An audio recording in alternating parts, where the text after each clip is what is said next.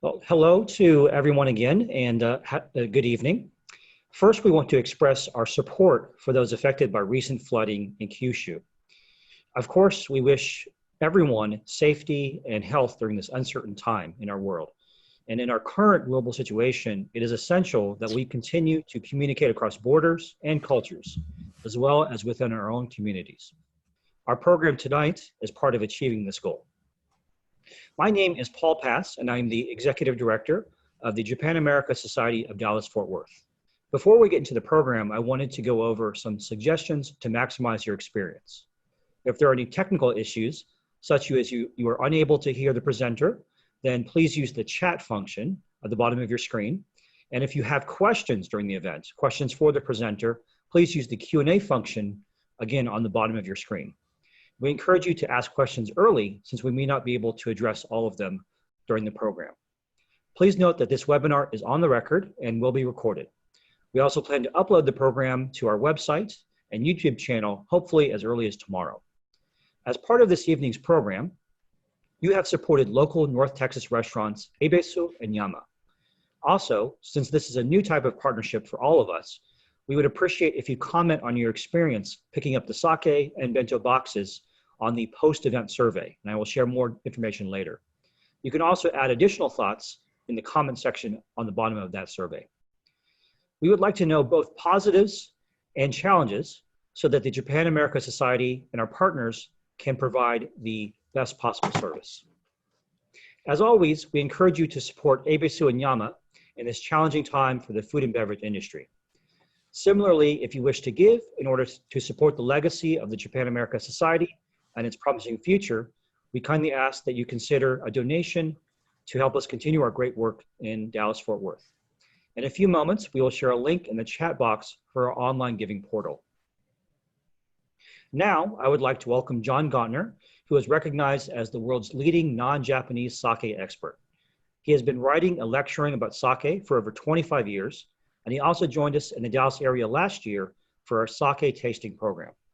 We will share a link in the chat box with a more extensive biography for John. John, please feel free to begin. Thank you very much. Good evening, everyone. Pleasure to be here, even though I'm actually not here. Just to give a quick, brief introduction of myself before we launch into the program itself. I am originally from Cleveland, Ohio, and that's where I'm at right now, actually. I've been living in Japan since 1988. That in and of itself is a long story for which we don't have time today. I do a lot of things in the sake world. I have a small export company that exports sake from Japan to the United States. In fact, all the sake that we're tasting tonight are sake that I do handle. I do a lot of educational programs, some of them as short as this program will be, others as long as 5 days.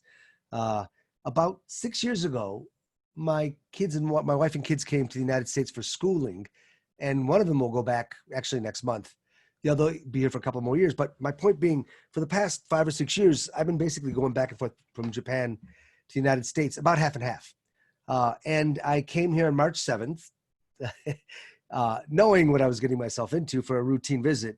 And then Corona hit, and I just haven't left since then. And I'm probably not going back anywhere, actually, for any time in the near future. That's just the reality of the way things are. But that's allowed me to focus on some other things.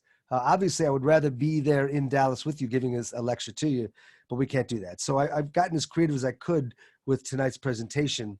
And it's not as good as the real thing, being in person, but we do have sake, we do have food, and we do have the information we're looking for. So it actually should be as enjoyable as I can make it. It should be quite enjoyable. So my goal tonight, the presentation I'm giving is basically the basics of sake. Another way to word it is the pillars of sake, the main things that you need to know to get out and enjoy sake right now. And in truth, my goal, I do have a goal in this presentation, and that's to make you dangerous to yourself, to make you feel like you know just enough about sake that you want to go out and try it. Just enough that you are willing to go to a store and buy some, or willing to go to a restaurant and take a risk and purchase something and enjoy it. And that's actually my goal, is to make you dangerous to yourself so they actually get out and try it. And that's what I would like to do. So I'd like to get started with that. And I will begin by sharing the presentation of the basics of sake. And we'll just start right here. If everything cooperates. So as I mentioned, it's the pillars of sake, the least you need to know. In other words, the main points about sake that you can stuff in your back pocket and go to a restaurant or go to a retailer and pull out what you need, figuratively, and say, yeah, I understand this stuff and I'm willing to take a risk on it. So those are the things that I want to cover in the presentation. And if we're going to talk about sake, the very first question to ask is, what is it? What is this stuff that we call sake? And that's where I would like to begin.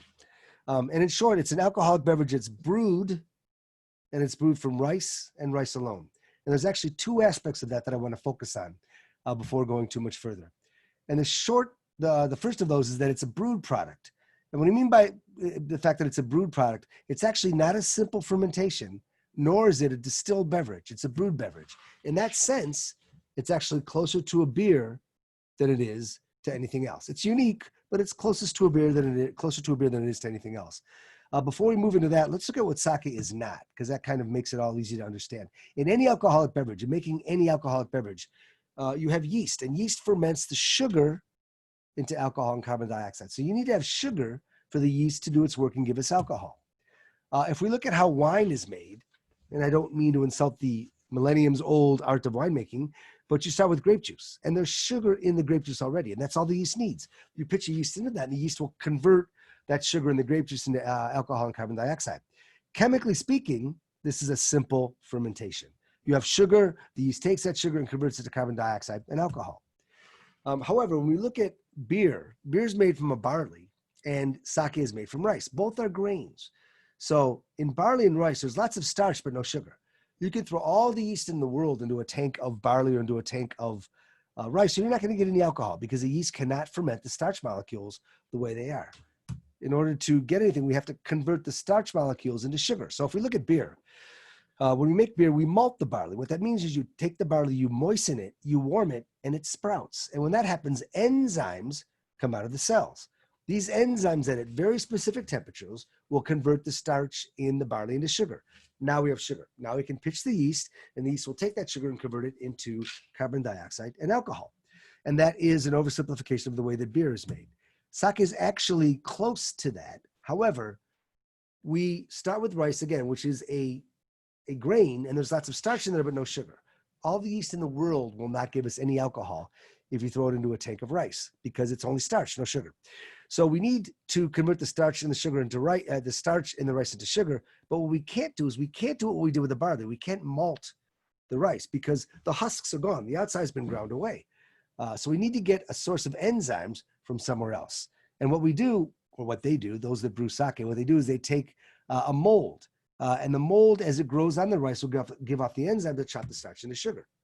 That mold is known as kojikin, or in the scientific world, Aspergillus oryzae. They grow this onto some steamed rice, and the steamed rice with the mold already grown upon it is known as koji. The mold is kojikin, the completed stuff is koji. Semantics aside, making koji is the heart of the sake brewing process. Making koji will give you enzymes, and these enzymes then will chop starch into sugar, and that will then, by the yeast, be converted into carbon dioxide and alcohol. But really, koji is the heart of the brewing process, and the reason I emphasize that is because it does so much more. Yeah, it gives us enzymes for starch and sugar conversion, but it gives us amino acids that give us richness and umami, and it contributes to aromas and flavor and everything else.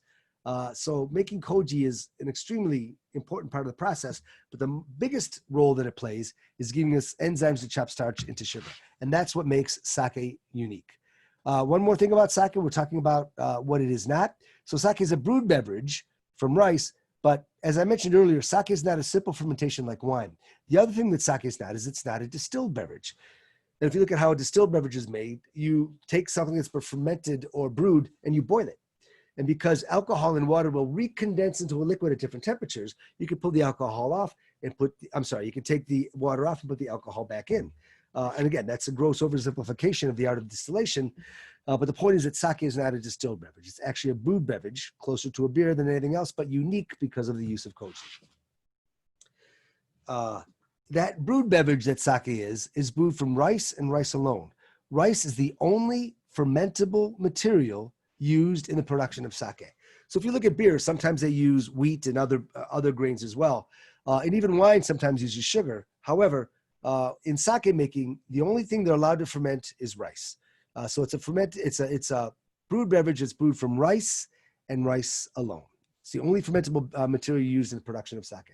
The alcohol content is about 16%. In truth, it could be as high as 20%. The yeast will tolerate that. If you let it run, it will run to about 20% alcohol. However, the flavors and aromas are much more enjoyable at a slightly lower alcohol content. So almost always, never say always in the sake world, but almost always it's been watered down to about 16%, simply because the flavors and aromas are much more enjoyable at that slightly lower alcohol content. The next question, history. How long has sake been around? I'm very fond of saying there's a long answer and a short answer to everything related to sake. And the short answer is that sake has been around about 1,000 years in the form that it is today. In other words, all the steps that are used in the sake brewing process today have been around for about 1,000 years, anywhere between 800 and 1,200 years. I realize that's a 400-year span, but round that off to about 1,000 years. So they've been doing it basically for the same way for about 1,000 years. The long answer is a bit more complicated because archaeological finds have shown that someone somewhere between 1,700 and 2,000 years ago left some steamed rice laying around, and some of this naturally occurring koji mold fell on that, and then some naturally occurring yeast cells fell into that. And about 2 weeks later, they had an oatmeal-like slurry, a mash, that made people smile and laugh and dance when they drank it, and they liked that. So they tried to slowly reproduce that. And over the decades and centuries, they refined it and get higher and higher alcohol contents. But in some way, shape, or form, they've been making an alcoholic beverage from rice for about 1,700 to 2,000 years in Japan. Although admittedly, at the beginning, it didn't resemble modern sake too much at all. A further complication to the history question is ginjo. Ginjo is super premium sake. It's the top 15%, technically speaking, of all sake that's out there. That doesn't mean it's the only thing that you want to drink, but it's very light, very fruity, and it gets all the spotlight. And I think people might think that ginjo's been around forever, but really it's only been a part of the sake market as a viable product for 40 to 50 years. Before that, there wasn't as much light or fruity sake, much more earthy, rich, full, delicious sake. But as much attention as ginjo gets, it's only been around for about 40 to 50 years. So coming back to the main point, the short answer is that sake has been around for about 1,000 years in the form that we know it today. I want to talk about the grades of sake next. And before I go into that, though, I want to talk about something that I think is wonderful about sake, and that's this. 90% of the time, sake is fairly priced. I don't think you can say that about too much on this planet, but 90% of the time, sake is fairly priced. You'll get what you pay for. So in other words, if you see a bottle of sake that's about $10 out there, another bottle of sake that's $20 or $25, almost all of the people, almost all the time, never say never, but almost everybody, almost all the time will say, yeah, the $25 is significantly better, a better drink, a more enjoyable product. Having said that, if you have a $25 product out there and another $50 product, almost all the people, almost all the time will say that the $50 sake is a significantly better sake. Not always, it's all about preference, but the point is 90% of the time sake is fairly priced. What's great about this is you could walk into a restaurant or a retailer and you don't have to be able to read Japanese. You don't need to know your daiginja from your honjozo. You don't need to know anything about regionality or rice or anything. Or grade. You can make a decision on price, and 90% of the time, you're going to be happy with your purchase. And I think that's great. And there's three things that make one sake better and more expensive than another. I want to talk about those right now. Three things that make one sake relatively inexpensive or expensive and taste somewhat mundane or really, really enjoyable. So let's talk at those three things. Number one is the quality of the rice that you begin with. Now, all right, let's run through the three and then I'll go through the slides. The three things that make one sake better and more expensive than another are: number one, the quality of the rice that you begin with.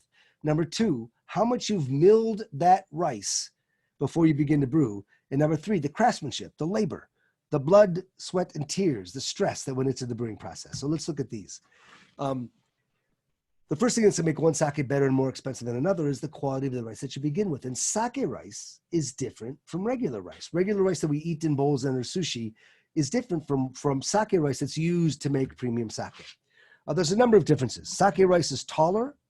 The grains are larger, like 30% larger. You can see that with the naked eye. And again, the stalks will grow about a foot or two taller than regular table rice. It's harder to grow and more particular about climate. If sake rice gets that tall, and it grows really well in the western part of Japan, where the typhoons are extremely strong every year. So you're ready to harvest this wonderful sake rice, and a typhoon will just come and lay it all down. And then you've got to harvest it really quickly. It's much more persnickety about climate. It likes much more particular temperature and other weather conditions, and it's harder to grow on top of that. Furthermore, sake rice actually has more starch in it than regular table rice. Now remember, starch gets converted into sugar and that gets converted into alcohol. So we like starch, and sake rice has more starch in it. Sake rice also has less fat and protein in it. Now, fat and protein make table rice taste good. However, in sake rice, fat and protein during fermentation tend to lead to rough flavors, off flavors. And so we want less fat and protein and more starch, and that's exactly what sake rice gives us. Furthermore, in sake rice, the starch that we want so badly is actually physically located in the center of the grain with all the fat and protein around the outside. In table rice, fat, protein, and starch are all mixed up. However, in sake rice, you have the starch in the center and the fat and protein around that. We'll talk about why that's important in about 15 seconds. Another big difference between table rice and sake rice is that sake rice is much more expensive. It's 2 to 3 times more expensive than regular table rice. So the first thing that's going to make one sake better and more expensive than another is the quality of the rice that you begin with. The next thing that's going to make one sake better and more expensive than another is how much you've milled the rice before you begin to brew. Now, we spoke a minute ago about how in proper sake rice, the starch is in the center of the grains and the fat and protein are around that. Remember, we want the starch. We don't want the fat and protein. So all we got to do, and I'm making it sound simple, but it isn't, but all you got to do is mill away, grind away, polish away more and more of the outside of the grain, and you take away the fat and protein and leave only the starch behind. And so more milling will lead to a lighter, more refined sake, and more milling will lead to a technically better sake. I want to emphasize that because just because you mill more doesn't mean it's what everybody wants to drink. It's going to be lighter, fruity, more airy. And technically, it's more difficult to do it that way. It just doesn't mean it's unequivocally a better product. But technically, yeah, it is.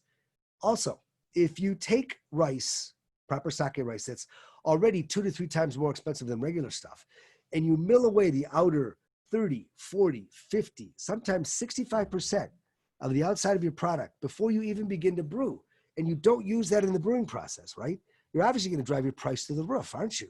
You've got raw materials twice as expensive, and you grind away 50 to 2/3 of your raw materials before you even begin to brew. Yeah, that's going to drive your price to the roof. Is it worth it? Yeah, it's definitely worth it. To make proper sake using really good sake rice that's been milled to a fairly high degree is going to give you a much more elegant, much more refined product, but it's going to drive your price up as well. So the first thing that makes one sake better and more expensive than another is the quality of the rice you should begin with. And the second thing is how much you've milled that rice before you begin to brew. These are some typical milling machines, just to give an idea of how to give people an idea of how this happens. The conical hoppers that you see will hold about 1.8 tons of rice typically, and they basically drop down into a spinning grinding stone beneath the hopper that's shaped kind of like a figure 8 that's been squished. And the rice will go into the center there, and a little bit gets nicked off. And the rice will go around and around and around for hours and hours and days until eventually a lot of the outside has been milled away. And the way that they measure this, by the way, is let's say they have 1 ton of rice in the conical hopper. It'll go through there for hours and hours and hours and days, as long as 3 to 4 days to get down to the most highly milled levels. And what they do is they weigh the rice in the hopper. And so if they started with 1 ton and then 48 hours later, it weighs 500 kilograms, they know they've milled it down to 50% of the original size. Very advanced machines. They've been around since about the 1950s, actually. Milling is so important that the grades of sake are legally defined by nothing more significant than how much the rice was milled before you begin to brew. So the various grades of sake all have a specification on how much you must mill the rice before you begin to brew to call it that particular grade of sake. Remember, they do this because that takes away fat and protein, giving you a lighter, more elegant, more refined flavor profile. This milling rate is known as the seimai buai, and you want to remember this. The number that they give you, it remains after milling. I know it's counterintuitive, but it's just the way the industry does it. So if you've got a seimai buai of 45%, that means they've milled away the outer 55 and only the inner 45 remains after milling. So the seimai buai tells you it remains after milling. You will want to remember that if you go to drink sake from here on. So the first thing that makes one sake better and more expensive than another is the quality of the rice that you begin with. And the second thing is the craftsmanship. Most sake, remember, 65% of the sake on the market is mass-produced sake. And a lot of that's really, really enjoyable. It's perfectly fine. But most of that is made by machine. And technology in the Japanese sake brewing industry is great. You can make really, really good sake by very automated processes. And every single step of the process can be automated. You put your rice in here, your water in there, your mold in here, your yeast in there, and 6 weeks later, sake comes out the other end. And that's only a mild exaggeration. But you'll get really good sake by doing it that way. However, even in the largest breweries, and even in the most automated breweries, the best sake is going to be made by hand. Every single step of the long process would be done by hand. And each one of those steps will add just a little more quality so that you've got a cascade of really high quality at the end when you do every single step by hand. But of course, if you do every single step by hand as opposed to having a machine do it, that's going to drive your price up, isn't it? Absolutely. And that will increase the price of your product as well. So those are the three things that make one sake better and more expensive than another. The quality of the rice that you begin with, how much you've milled that rice before you begin to brew, and the craftsmanship that went into the brewing process. Next, I'd like to talk about a bit about the grades of sake. If you have the wherewithal, you'll see two charts in your handout. One is a pyramid like this, and the other is a square chart like this. The pyramid is my pride and joy. It took me like 10 years to put this together. And everything you need to know about the grades of sake is somewhere on this pyramid. And I like to call it the Rosetta Stone of all things sake. But I realized after using it a while that it's about as easy to read as the real Rosetta Stone for a lot of people. So I created this rectangular, much simpler, much less descriptive graph that's actually a little bit easier to follow. You can look at either one when I talk about the points that I want to convey. But instead of going over every single grade of sake, I'll leave you to do that on your own. There's just a few points I want to add about the charts that will help you to get a feel for the grades of the sake row. And in short, whether you be on the pyramid or the square chart, the higher you go on the chart, the higher the technical quality of the sake. So if you look at the top, Daiginjo and Junmai Daiginjo are the top grades of sake. Again, that's not to say it's the only thing you want to drink, not by any stretch of the imagination, but it's the most hassle to make. It calls for the most technology, the most skill, the most stress on the part of the brewer. So technically, they're of the highest quality level. So the higher you go on the chart or the pyramid, the higher the technical quality of the product. The higher you go on the chart or pyramid, the more refined and delicate the sake will be. So again, I don't mean to pick on Daiginjo and Junmai Daiginjo, but they'll be the most light and refined products, sake products out there. Furthermore, because sake is fairly priced 90% of the time, or rather as a reflection of that truth, the higher you go in the chart, the more expensive the sake is going to be. So again, picking on Daiginjo and Junmai Daiginjo, they're going to be the most expensive products on the market, almost always. Not always, but most of the time. And lastly, the higher you go on the chart, the more you must mill the rice to qualify for that grade. We talked about that earlier, how the milling is so important that the various grades of sake are defined by nothing more significant than how much the rice has been milled before you begin to brew. And so the higher you go on the chart, the more you must mill the rice to qualify for those grades. The grades on the chart in both the pyramid and the square chart are written on one side or the other, the milling rate. It tells you, for example, to qualify for Daiginjo and Junmai Daiginjo, you need to be 50% of the original size, or 60% if you're the grade below that. All that is on the charts. I'll let everybody look at that. But the basic thing I want everyone to remember is the more you mill the rice, the higher the grade of sake will be. And those are legally defined and listed on the pyramid or the square chart. Next, if you were to look at the grades of sake, if you were to walk away from this presentation, remember just one word, let that word be ginjo. Ginjo is premium sake. It's basically the top 15% of all sake on the market in terms of technical quality. That doesn't mean it's the only thing you want to drink, but by all means, if you walk into a restaurant, you have no idea where to begin. If you were to drink something with the word ginjo somewhere embedded on the label, you'll be drinking the top 15% of all sake. You're sure to be safe if you were to drink something with the word ginjo on the label. However, please don't stop there. Please don't stop at ginjo. By all means, the one thing you can do to learn the most about sake is to drink the widest range of things you can get your hands on. The wider the variety of things that you taste, the more you'll understand about sake and the more you'll enjoy it. Furthermore, the grades that are technically below ginjo, Junmaishu, Tokubetsu Junmai, Tokubetsu Honjozo, are wonderful cost performance and really, really, really very good sake. In fact, that's most of what we'll be drinking tonight. So yeah, if you have nothing else to base your decision on, try ginjo. That'll keep you safe.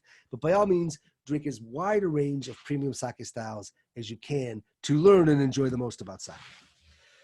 Another thing about the grades is that there's a lot of overlap between the various grades of sake. This is another important point that I think is important to remember.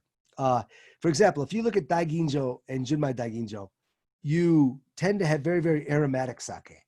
But there's certain regions, and Kobe is one of them, where even in the top grades of sake, it's just not fruity. They just don't like sake like that down there. It's extremely wonderful. It's extravagant. It's great, but it won't be so fruity. The other side of the coin is Junmaishu, which on the charts is on the lower end of premium. You tend to have more umami-laden, rice-laden, rich sake with a good acidity to it, but rarely is it fruity. However, sometimes there's fruity Junmaishu out there as well. So my point is there's so much overlap between the grades that really you shouldn't get too attached to any one grade. You should be willing to taste a wide range of sake and realize that there's going to be some overlap. There's nobody in the world, nobody on the planet that can taste a sake and every single time tell you what grade it fits in. Often, yeah, if you're a professional and if you taste a lot, for sure. 100% of the time, not going to happen. So by all means, don't get overly attached to any one particular grade of sake. Next, a little bit more about the grades. If you were to look on the right side of the chart, either that or the pyramid, from the top you'll see Junmai Daiginjo, Junmai Ginjo, and Junmai Shu. Now you'll notice that the word Junmai is in each one of those terms. Junmai means pure rice. And when the word is attached to the grade of sake, what it means is the sake was brewed using rice, water, and koji only. When that word is conspicuously absent, in other words, on the left side, where you see Daiginjo without the Junmai word, Ginjo without the Junmai word, and something called Honjozo that doesn't have a Junmai word either. And if you look at the small print at the top, it says brewed using rice, water, koji mold, and some distilled alcohol. Those products have had a bit of distilled alcohol added to them. However, it's added at the end of the process, and later it's watered down a bit so that it's not a fortified product. The alcohol content is the same, about 16%. So I want to talk about this very quickly. If you look at the bottom of each chart, you'll see something called futsushu, which is 65% of the market. And again, that is just run-of-the-mill regular sake that doesn't qualify for a special grade. Into that sake, they add a copious amount of distilled alcohol, and they do it for economic reasons, just to make the sake less expensively. And a lot of futsushu is really enjoyable, so you can't really diss it. However, they do add the alcohol for economic reasons. But when you get into the realms of premium sake, in other words, when you get into the realms of Honjozo, Ginjo, and Daiginjo, when they've added a bit of alcohol to that during the process, they do that for very good technical reasons and not for economic reasons. Those technical reasons are easy to explain. When a batch of sake has fermented and you've got this white dissolved rice in there and it's all fermented and you need to filter out the rice solids to get to the clear or slightly amber sake. The flavorful and aromatic compounds in that fermented mash are soluble in alcohol. So what they do is right before filtering out the rice solids, they add a little bit of alcohol, and it's limited by law, temporarily raising the overall alcohol content. So then when they filter out the rice solids, it's like a crowbar. They're able to pull out more flavor and aroma from the fermented mash than if they hadn't done that. So it's a method. It's a very good technical method that pulls out more flavor and aroma from the fermented mash by temporarily raising the overall alcohol content of the sake before they press it. So in these grades here, Honjozo, Ginjo, and Daiginjo, they've added a bit of alcohol to that. And it will make it a little bit less expensive. However, the reasons they did it were for very good technical reasons, which means pulling out more flavor and aroma out of the fermented mash. So to wrap this up, the discussion of grades, and again, if you look at the very top two, because they're easiest to pick on, you've got Junmai Daiginjo on the right and Daiginjo on the left. And the difference is that Daiginjo has had a bit of distilled alcohol used in the process, whereas Junmaishu has not had a bit of alcohol used in the process, just rice, water, and koji mold only. Neither one is unequivocally better than the other. And in truth, most of the time, most people can't tell the difference in a blind tasting, whether or not alcohol has been used. So when you proceed out to taste all kinds of sake, remember the difference, that if Junmai's there, it was made with no distilled alcohol, but when it's not there, they added a little bit for very good technical reasons, and it's been watered down after that to bring it down to the 16% alcohol that it originally would have been. The main thing I want everybody to remember is that neither one of those, the Junmai types or the non-Junmai types, are unequivocally better than the other. It's just a matter of what you choose to enjoy. Next, I'd like to talk about, well, all right, this is something I said, I'll say it again before I move on.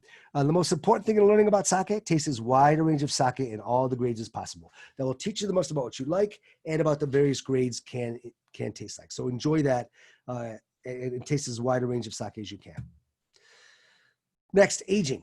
In short, most sake is not aged. However, there are some delicious exceptions. But really, aged sake is like 0.00001% of all the products on the market. Really, just a very small percentage of sake that's out there is aged. So in general, you don't want to cellar it. You don't want to collect it. You don't want to age it. It will not increase in value with age. However, having said that, aged sake can be really enjoyable. So experiment. It's something that's old. Try it. You might like it. You might not. But, there's no harm done. And just remember that most of the time, most sake is meant to be enjoyed relatively young, although there are exceptions in the world of aging sake. In terms of temperature, most of the time, you want to enjoy your ginjo slightly chilled. You want to enjoy your premium sake slightly chilled. With slightly chilled, like a white wine temperature. Why do you do that? Simply because the flavors and aromas that the brewers work so hard to create in premium sake would be bludgeoned right out of existence if you were to heat the product. So you want to keep it slightly chilled like a white wine to thoroughly enjoy the melon and the banana and the grapefruit and the apple that the brewer works so hard to create in that final product.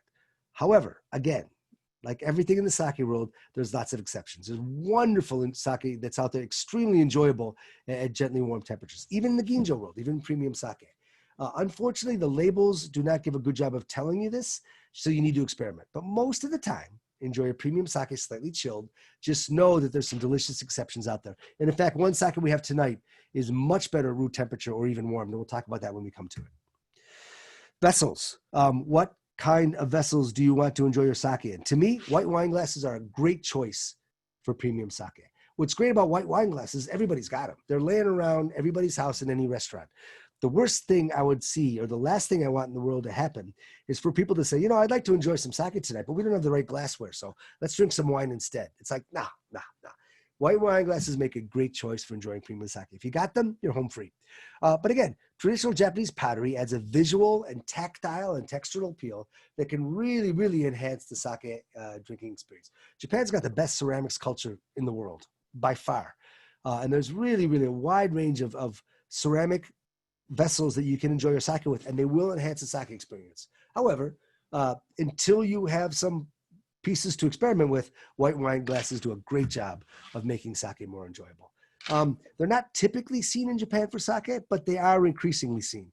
Every time I do a lecture like this in Japan, I'll say, rarely do you see white wine glasses or stemware used in Japan. And then we'll go out to a sake pub that night and they'll have white wine glasses. So yeah, it is increasingly seen, but really it's still not that common, not as common as they are seen in the West.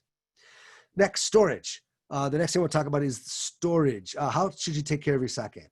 In short, keep it cool and keep it out of strong light. You do not need to keep it refrigerated, provided it's been pasteurized. Very little unpasteurized sake, which is known as namazake, makes it to the United States. There's some produced in the United States as well. If it's unpasteurized, you need to keep it refrigerated, or the chances of it going south are high. But provided it's been pasteurized, you do not need to keep it refrigerated. Just keep it cool, like a wine, and out of strong light. Having said that, if you're not going to get to it within a month or two, refrigeration will slow down maturation. So if you've got the room and you're not going to get to it soon, refrigeration is indeed a good idea. What about once a bottle is open? Sake is much more forgiving than a bottle of wine. With a bottle of wine, you got what? Maybe a day or two before it starts to lose its fine edges. Sake will oxidize. So the clock is ticking. It will oxidize. But really, with sake, you've got about a week, sometimes longer. Richer, earthier brands or styles will last much longer than a week. But to me, any sake will last a week with the bottle open before you notice any degradation. But again, no reason to push the envelope. Drink it as soon as you can after you open it, and that's the best way to go, knowing that it is much more forgiving than a bottle of wine. Sake and food. There's no reason to limit sake to Japanese food. Again, the last thing in the world I want is for someone to say, well, we're not having sushi tonight, so let's not have sake. Let's have like IPA or something like that. It's like, no. Sake is probably the most food-friendly beverage on the planet. There's no reason to limit to Japanese food at all. When I give some of the lectures or courses I give, I'll talk about sake and food for an hour. And we don't have that much time tonight. But in short, it's really, really a very, very food-friendly. Clashes are rare. Rarely do you get sake clashing with food. Certainly, sake being lighter and more delicate and having a smaller footprint overall than compared to, for example, wine or some other beverages, it can get drowned out by very strong flavors. In other words, a big barbecue or a very spicy dish or even a really creamy or intense tomato sauce might crush out the sake. Spicy things for sure. But those are obvious. You can look at this. Okay, that's going to drown out the sake, obviously. Once you take out the obvious mismatches, sake rarely has a clash. And if you wanted to get way into it, if you know how to pair wine and food, you know how to pair sake and food. The principles are the same. You find two things, one in the sake, one in the food at least, that go together, dovetail together, and make the whole sake food experience more enjoyable. Or you look for contrasts, an oily fish and an acidic sake that clash, and again, make the entire experience better, and the food tastes better, and the sake tastes better as well. So the principles of pairing are the same as they are in wine, and really sake is very food friendly, and there's no reason at all to limit sake to Japanese food. A couple of things very quickly that some people often ask about. Number one, is sake gluten-free or isn't it? It is, but not 100% guaranteed all the time. The only exception will be sometimes the non-jinmai types when they add alcohol. If that alcohol were to have been distilled from a barley, then there's a chance that it wouldn't be recognized as gluten-free by some people. In truth, once you distill that down, it's ethyl alcohol. There's no semblance of the glutens that were originally there. But some people might say still that's not good enough for their standards. Furthermore, almost all 99.99% of all the alcohol added to sake in Japan when they make non-jinmai types is distilled from sugarcane. However, it doesn't have to be that way. So you can't 100% guarantee it unless it's a jinmai type. If it's a jinmai type, you can be guaranteed 100% sure that it is gluten-free. Is sake vegan or isn't it? Some of it is for sure. Most probably is, but only a couple are actually certified. Before I go back to that, the only chance that a sake is not vegan is if they were to use finings, a fish extract, to take out dregs after production has been done. However, they only do that for really, really cheap sake. And it's not necessarily done. It's not always done. And furthermore, in the final product, that those fish extracts are not left over.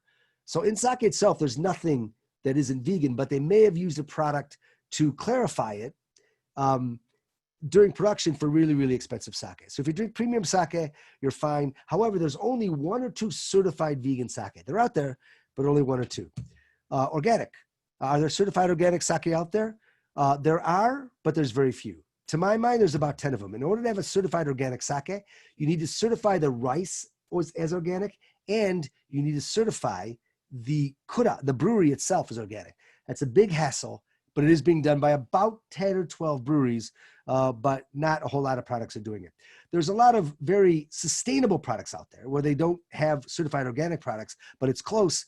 But certified organic products, maybe 15 or so products from about 10 breweries in Japan. So that's enough talk. I wanted to cover the main pillars of sake. I hope that I have done that. And what I like to do now is to move on to the actual tasting part. Paul, can you remind me what I was supposed to tell everybody? I've forgotten myself. Yes. So, well, I guess just a reminder for our audience is please keep in mind what you're feeling whenever you taste the sakes. We'll have a fun poll. That was it. After this tasting is finished. So Paul was my backup and I needed him, so I'm glad I did that. So I will move forward in the tasting with slides, and this will show us what order we want to taste. The first sake we would like to taste is this one. Please pour some of this into your glass.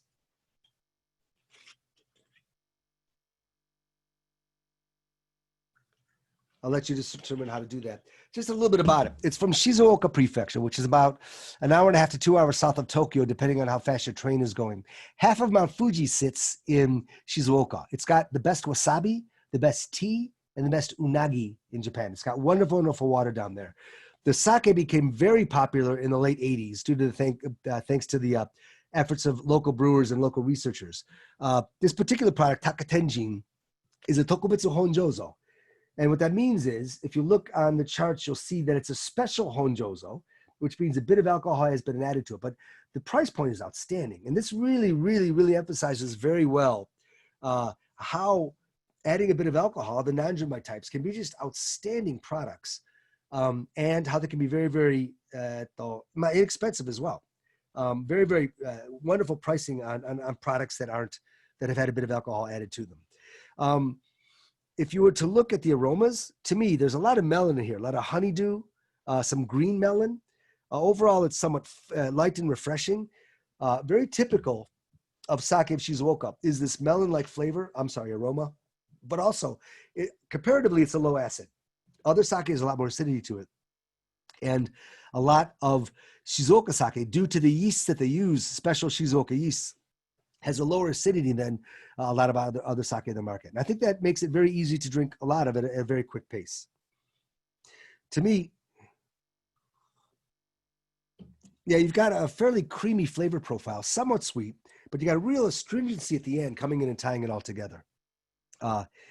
This brewery has another product called Kayun. And this brewery is much more well-known for the brand Kayun. But this brand, Takatenjin, is a local brand that I decided to work with. And again, I do export these products. I need to say that in all fairness and full disclosure. But to me, it's a wonderfully priced product, very light, very fruity, very, very exemplary of how adding a bit of alcohol can bring out a lot of aroma and lighten the product quite a bit. Very great example of a honjozo, and especially a tokubetsu honjozo.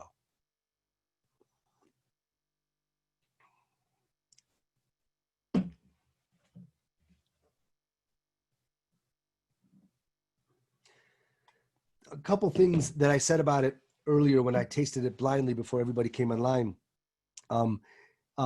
I noticed a bit of a minty touch at the end, kind of spearmint, I guess, at the end, both in the end of the aromas and at the end of the flavors, which I thought was really cool.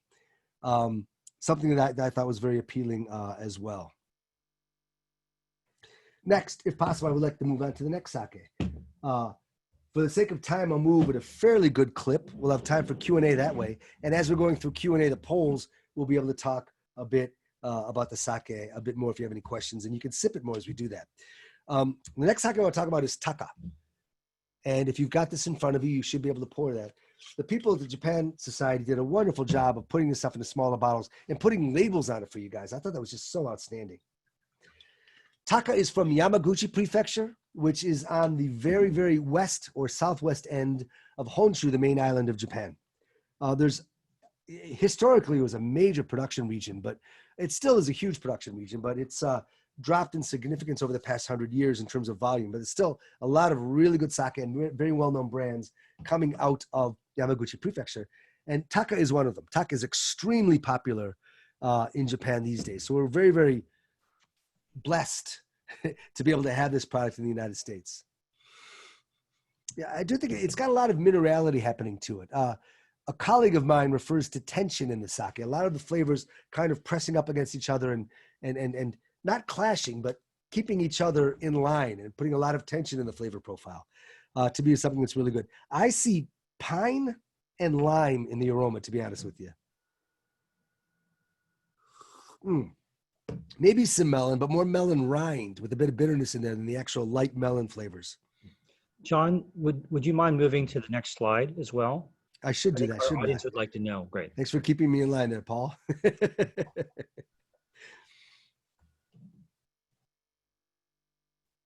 Yeah, to me, what's wonderful about this sake is its depth and complexity rather than overt concrete flavors. Once you get into it, once you start tasting it, it's just got layer upon layer upon layer of complexity and so much depth to it that makes it extremely enjoyable to just work through a lot of it quite easily. An important point is that this product is actually a tokubetsu junmai. Again, tokubetsu means special. So the last sake we had was a tokubetsu honjozo. This is a tokubetsu junmai, and it's a special junmai. And the way it becomes special is by milling it the rice so far that it would qualify for the next grade, which is ginjo, or by using 100% sake rice.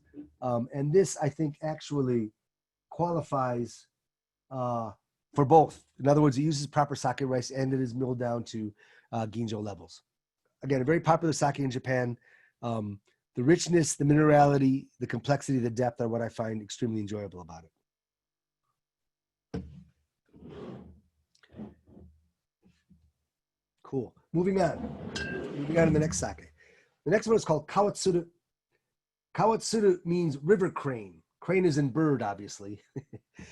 And I would like to taste that one. So please pour yourself some of this. This is a Junmaishu. It does not have the Tokubetsu assignment, but that's actually fairly trivial. So this is from at the Kagawa Prefecture, which is one of the 4 prefectures on Shikoku, which is a smaller island off the main island of Japan in the southeast part of Japan. And Kawatsuru is very well known for the rice flavors in their sake. So the brewer here, Mr. Kauhito, he grows a lot of his own rice. Again, this is another conversation that could last for easily an hour. And he doesn't necessarily grow all of his own rice, but he has rice grown very, very, very close to the brewery by direct contract with rice farmers. And so he's all about the rice. Everything, all the sake he makes is very rice forward. The first thing you're gonna say is, wow, this is very rice-like. And that refers to umami, sweetness, texture, and all kinds of other rice flavors as well. And this sake is extremely expressive of the rice and the things that are all about that. Umakuchi is the way he describes it, meaning it's got a lot of umami to the palate, and it definitely does for sure. In the aromas, I see a lot of grapefruit. I also see a salinity to it, almost a salty. Oh, thanks, thanks, Paul. Just seeing you up there reminding me to do that. To me, there's a good salinity to it. So you get some grapefruit, almost a grassy herbal touch too, but then a pineapple touch. But there's almost as if it's a salted pineapple. There's a salinity to it that I think is really, really unique. It really makes it easy to drink a whole lot of it.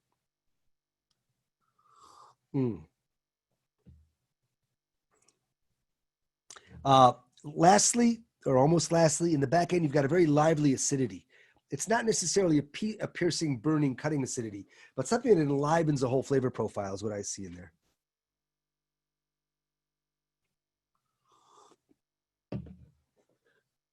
Quite frankly, this is another sake that I was thrilled to find out was available when we started to export it.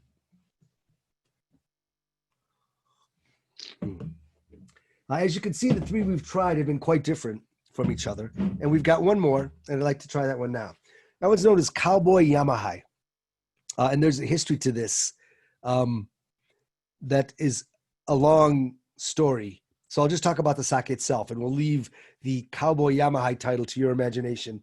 And if you press me offline, or if you press someone at a store like, I don't know, True Sake in San Francisco, they might be able to tell you a bit more. However, let's look at this. This is actually a Junmai Ginjo. So now we're actually into the Ginjo realm. Now, usually Ginjo is very light and fruity, but this is made using a method, and there we go again, but I remember this time, using a method known as Yamahai. Yamahai is a complicated method that's very traditional and old. And what it means is they prepared the yeast in a special way that allows naturally occurring lactic bacteria to become a part of the process early. What that means for us is it tastes a little bit gamey, a little wild, a little bit rich. What does that mean more specifically? Higher acidity, higher umami, and higher sweetness. And that's typically what Yamahai is like. Now, there's really gamey Yamahai that are like a baseball bat upside the head. They're so gamey and rich and acidic. This is much more subtle. However, as I was tasting it earlier, and this is going to be much more enjoyable at room temperature, you can definitely see the gaminess in there at this temperature. So as you taste it, you'll probably see acidity up front, a good amount of umami and sweetness. And again, umami is just a word that means a subtle richness. Scallops have it. Ripe tomatoes have it. Green tea that's been made with water that's cooled down a bit as opposed to boiling hot water has it. A subtle richness, a yumminess is how I like to describe it. But there's a whole lot of umami in this and acidity up front. And there's another thought I wanted to make about it. Yeah, a gaminess, a wildness, a little bit of an animal-like texture to the flavor as well.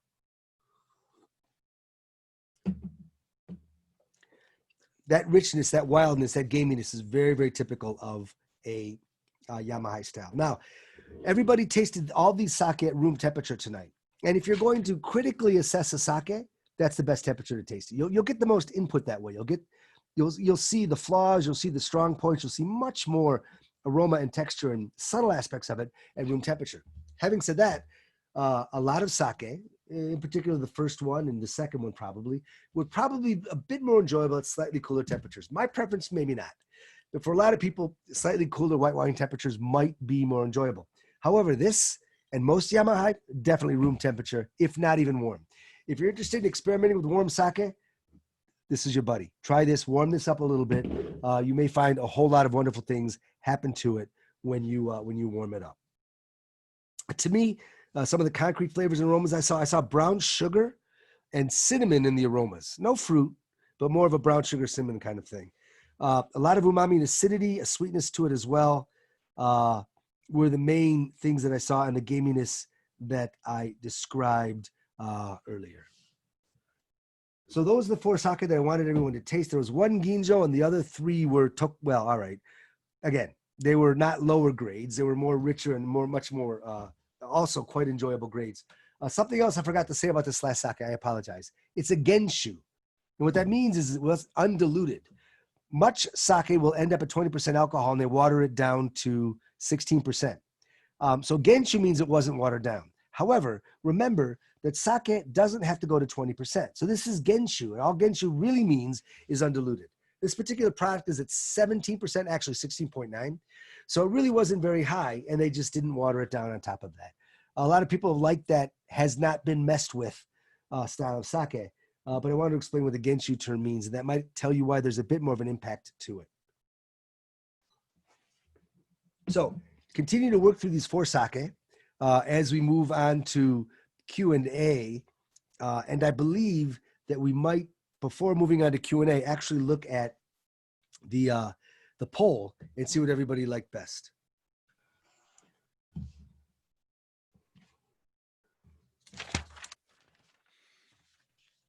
Paul, am I forgetting anything? No, we're just waiting on the results of the Poll Q&A. results? Yeah. Am I allowed to vote? You are. No, actually, I can't. They said You're host able and panelists cannot vote. Yeah. Oh, wait a minute. Yeah, I think we'll close it just in another. So I think, Madoka, we have about 2/3 of people responding. So I think that's good. We can close the poll. Yeah. Great. Look at that. Rock and roll. Wow. So that's very interesting. Looks like everybody or more people enjoyed Kawatsuru, Crane of Paradise, than any of the other sake. That's really, really interesting.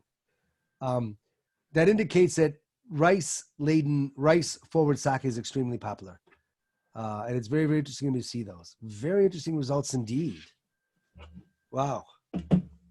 Send me those later if you don't mind, Paul. Sure. So let's go ahead and have some questions here. Sure. So John, would you mind stop sharing the screen?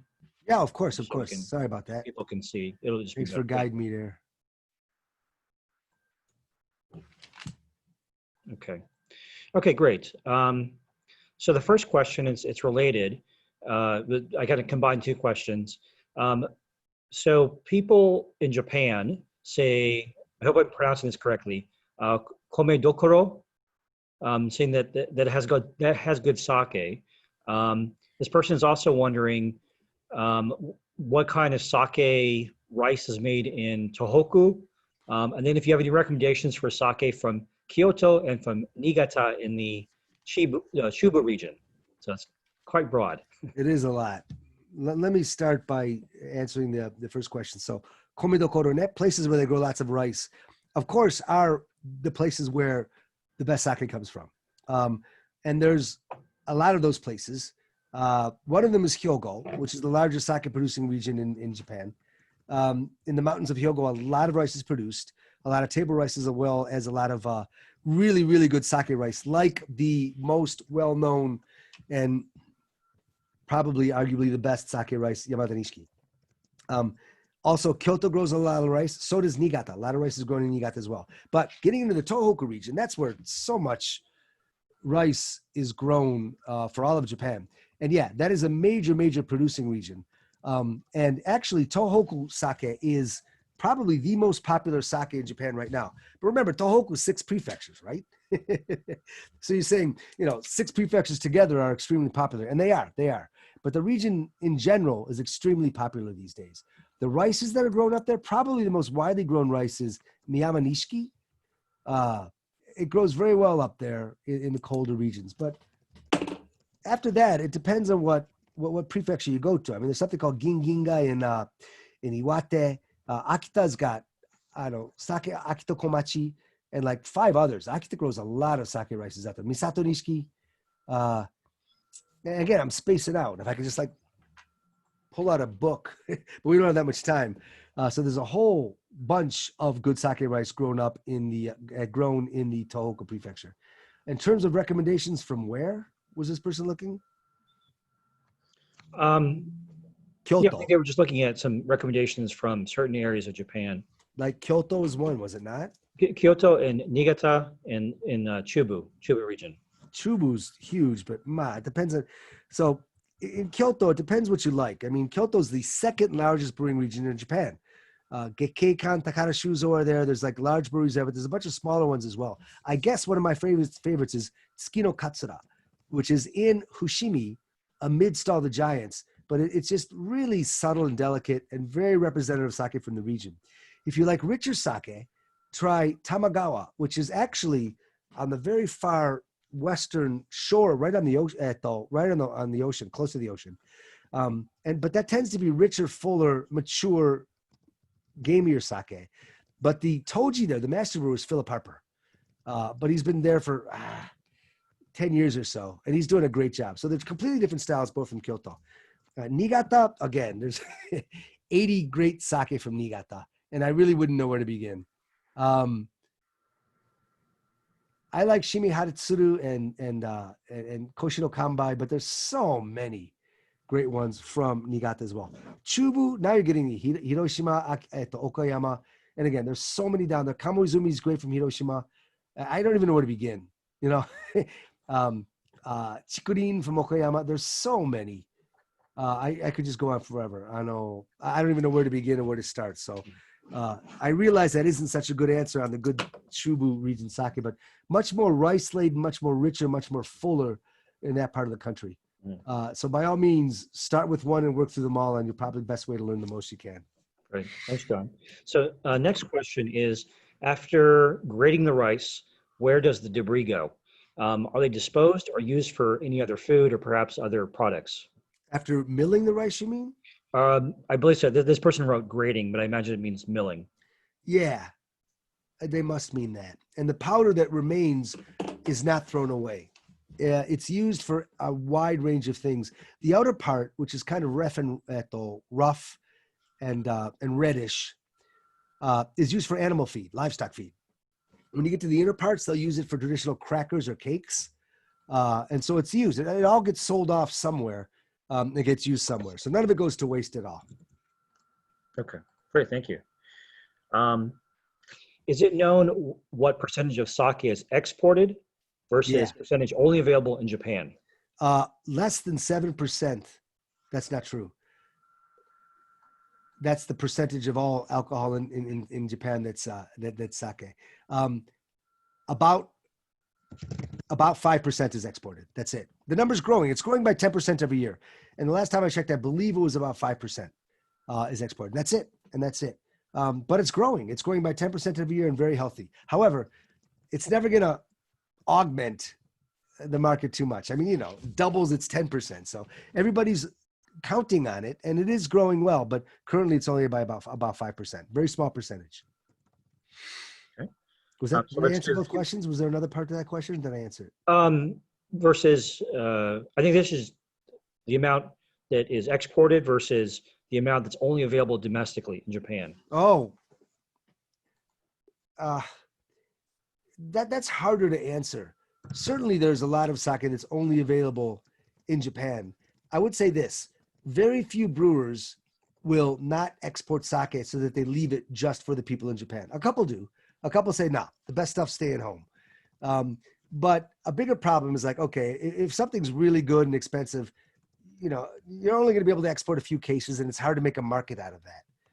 So for that reason, there's very little sake. Let me rephrase that. It's hard to set a number or what percentage of products are available only in Japan. There's a lot actually. But having said that, there's a whole lot that export as well. That's actually a very, very vague answer, but I think people will accept it.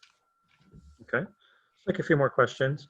What do you recommend for a palate cleanser when tasting sake? I would use sparkling water, actually. If you're tasting seriously, I would use sparkling water. Having said that, sake is not as intense as, for example, red wine.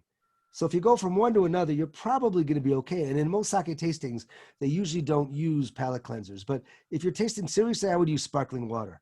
But crackers, simple crackers will do well as well. Yeah, I would usually use sparkling water myself, but crackers if I needed to nibble on something. Okay. So we have a couple of related questions. Are there any American-made sakes that you recommend? And similarly, are there any good non-Japanese sakes? So that could be, you could be answering the same question. Yeah. If there are perhaps sakes in other countries. I really, really, really want to encourage the sake producing industry in the United States. I'm not comfortable recommending one over the other right now. However, there's a deceivingly large number of breweries. There's probably like 30 or 40 out there, and they're all doing their best. Some will survive, some will not. But I really, really want to encourage them because the ones that are working hard at it are doing their best, and they're slowly getting better and better and better. And I've got great expectations for them. What's cool about that too is the Japanese industry, the Japanese sake industry really supports overseas breweries. They want them to get better because the more people that drink sake, the more Japanese sake will be consumed as well. So there's one I can really recommend over the others at this point in time, but I will admit that a lot of them are getting better and better and better, and I really want to support that industry. And again, Paul, did I forget a second half of that question? Well, it was just, I guess, sakes that are not Japanese, but it could be from other countries besides the United States. There's breweries all over the world now. I mean, there's a couple in France. There's, I believe, a couple in UK. A few more splattered all over Europe. Some in Korea. Brazil has a big one. So yeah, it's slowly gaining ground as people try their hand at this. And none of them are making bad stuff, but all of them have some room for improvement, and they're all working at it, and we want to support them all. Australia's got one, New Zealand's got one. Yeah, they're growing out there. So definitely want to support them, and they're all moving in a very positive direction. And I can just answer one question that we had as well. One of the attendees is curious if we can get these 4 types of sake in the United States. And yes, we can. Oh, absolutely. Yeah. Yes. So again, I'm involved. I export these sakes from Japan. There's a company called Vine Connections in California that imports them. So if you went to Vine Connections website, which is vineconnections.com, and clicked on their sake link, you can find out who distributes it locally and where you can buy it. A few phone calls, couple clicks, and you're golden. Great. We also had people curious about unfiltered sakes. So where do unfiltered sakes fit in the diagram that you showed with us earlier? And then are there any premium unfiltered sakes? So when they talk about unfiltered, I'm assuming they're talking about nigori, the white cloudy sake. And although they call that unfiltered, that's actually a misnomer. It is filtered. It's just that they filter the rice out with a coarser mesh, meaning more of the rice solids get through. Alternatively, they're actually allowed to filter it and then put the rice solids back in. That's just easier for them to do it that way. So are there any premium ones out there? Yeah, there's Ginjo Nigori Sake, and there are other grades of premium sake, but not very many, not very many. So the next thing to answer the question is, Nigori Sake is mutually exclusive of grade. In other words, you can have a Futsushi Nigori Sake, you can have a Daiginjo Nigori Sake. Having said that, the higher you go on the grades, on the charts, the more refined the sake gets. So it doesn't really make a ton of sense to have a very refined grade and then make it nigori. In other words, refinement by milling the rice, but then you leave the rice solids in there. So they do exist, but there's not that many of them. But the short answer to the question is it's mutually exclusive of grade. A nigori or a cloudy sake, or sometimes they call it unfiltered, even though that's not correct, could apply to any grade. Furthermore, if you look at nigori sake, the cloudy sake, there's no rules about how much or how little sediment must or can be left in there. So sometimes you've got really, really thick nigori. I mean, you put a fork in there and it won't fall over. I'm exaggerating. But the other side, sometimes you just got a little bit of dust at the bottom of the bottle. And very often you'll have ginjo or even daiginjo with just a little bit of rice dust at the bottom to give it some texture. So there's all kinds of sake out there. In general, more sediment means less refinement, but it's not quite that simple. Okay, great. So I think we're going to take just two more questions. So one is a combination of some comments from several different attendees. What are the benefits and I guess the negatives of warm versus cold sake? Obviously, you mentioned that we're drinking it at room temperature today, but if you could just share warm versus cold sake. Yeah, I mean, this again could take an hour, but really, most sake that's premium tends to be slightly light and fruity. And again, if you warm that up, you're just going to kill the aromas. However, traditionally, historically, sake didn't have so many fruity aromas. It was much earthier and richer. So the difference between a sake that's warmed and is not warmed is nothing but the flavor profile. Sake that's richer, earthier, like the last one, gamier, with good acidity, good richness, good sweetness too. You warm that up and it just becomes something really much more enjoyable than it was cold. Slightly mature sake will end up that way as well. So there is no easy way to know what sake is better warmed and what is chilled, but warm sake is just a wonderful, wonderful sector of the sake market. The older I get, the more I like warm sake, that's for sure. If you're interested in getting into warm sake, start with Yamahai or Kimoto. Start with mature sake, start with full sake, full flavored sake, and experiment and find out what you like, because at the end of the day, that's all that matters. Okay, great. So I think the last question is very important. So here in the U.S. during COVID-19, alcohol sales have been, this person is saying alcohol sales have been strong. So I think this person has some insight into the industry. How have sales of sake been affected in Japan? You know, I gave a 50-minute seminar on this, and I posted it on YouTube. So if I find my YouTube channel, and I've got some other education program things as well, I got a 50-minute lecture on how COVID affected the sake industry. And it's actually very comprehensive, if I do say so myself. But in a short answer to this question, the producers of premium sake like Ginjo and Junmai got hit very, very hard, because that sake is mostly consumed at restaurants, and restaurants were shut down like they were here for a month or so. Things are coming back, but producers of premium sake like Ginjo and Junmai got hit very hard. On the other hand, the large producers who produce mostly inexpensive sake, they're very strong in the retail and supermarket sectors, and they saw almost no change, 1 or 2% really is all they saw. So it depends on what kind of sake you're making and things like that. It is getting better already, but nobody knows yet if it's going to be a full V recovery or what. It's just too early to assess the actual damage. Well, thank you so much, John. I think that's all we have time for questions, so I'm just going to give some closing remarks. So again, thank you so much to Mr. Gauntner for his insights into a fascinating aspect of Japanese culture and cuisine. We greatly appreciate his time and his willingness to share. We'd also like to express our gratitude to everyone who attended and for your eagerness to explore the interesting world of sake. We apologize that we could not get to all of your questions, but if you have anything specific you would like to know, please send to info@jasdfw.org. So again, that is info@jasdfw.org, and we will send to Mr. Gauntner. We kindly ask that you complete the post-event survey, which will pop up in your internet browser after the program ends. If you are unable to view this or access the survey, we will share it again through email tomorrow. We also hope that you can join some upcoming events. Please support our sister Japan America societies in California and New York for the Japan U.S. Innovations Award Symposium and the Japan Cuts Film Festival, both which will be presented starting next week, and links are on our website. Please save the date for Friday, July 31st, when we present a family-friendly workshop on Hanaiku, representing the beauty of flowers. On August 6th, we are planning another family program on a traditional summer day in Japan.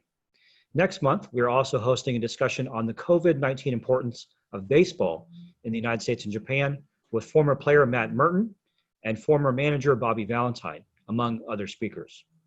And we will have an event on Japanese health and wellness with a noted medical professional and a representative from E2N North America.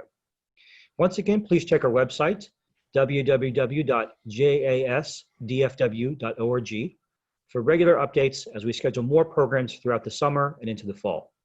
This concludes tonight's program. Thank you so much for attending and have a wonderful rest of your evening. Thank you. Thank you very much, John. My pleasure. Thanks, everyone. Be well. Enjoy sake.